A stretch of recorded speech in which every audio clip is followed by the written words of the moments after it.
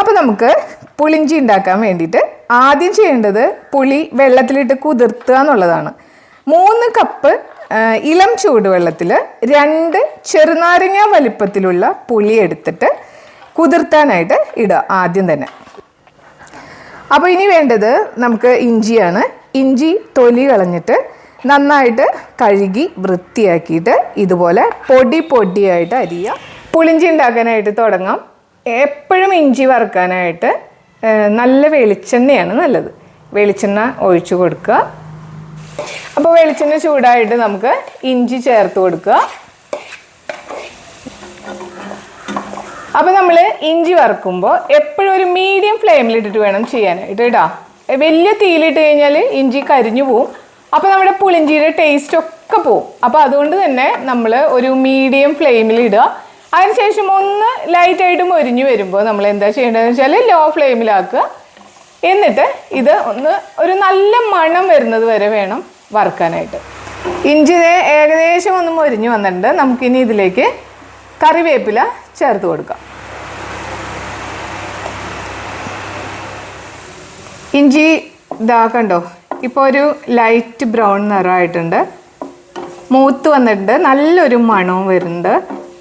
ഇനി നമുക്കിത് ഒരു പാത്രത്തിലേക്ക് കോരി വയ്ക്കാം. ഈ പാത്രത്തിലേക്ക് കോരി മാറ്റി വയ്ക്കാം.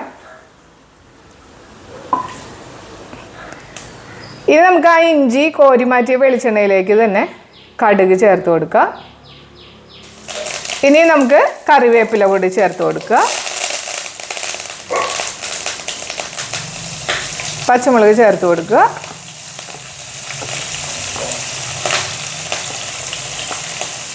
പച്ചമുളക് ഒന്ന് നന്നായിട്ട് മൂത്ത് വരണം കേട്ടോ. ഇനി നമ്മൾ എന്താ ചെയ്യേണ്ടതെന്ന് വെച്ചാൽ നേരത്തെ നമ്മൾ വറുത്ത് വെച്ചിരുന്ന ഇഞ്ചിയില്ലേ, ഇഞ്ചിയും കറിവേപ്പിലയും കൂടിയിട്ട് അത് നന്നായിട്ട് ഒന്ന് തിരുമ്മുക. അതായത് അതിൻ്റെ ഫ്ലേവറുകൾ പുളിഞ്ചിയിലേക്ക് നന്നായിട്ട് ഇറങ്ങുമ്പോഴാണ് നല്ലൊരു ടേസ്റ്റ് കിട്ടുള്ളൂ. അപ്പോൾ എന്താ ചെയ്യേണ്ടതെന്ന് വെച്ചാൽ ഒരു കാര്യം പ്രത്യേകം ശ്രദ്ധിക്കുക. അതായത് കറിവേപ്പിലയും കൂടി ചേർത്തിട്ട് വേണം വറുക്കാനായിട്ട്.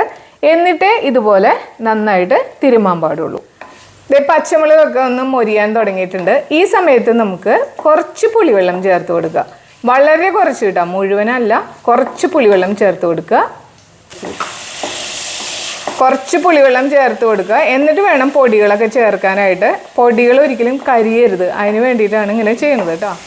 ഇനി 1 ടീസ്പൂൺ മുളക് പൊടി കൂടെ ചേർത്ത് കൊടുക്കാം.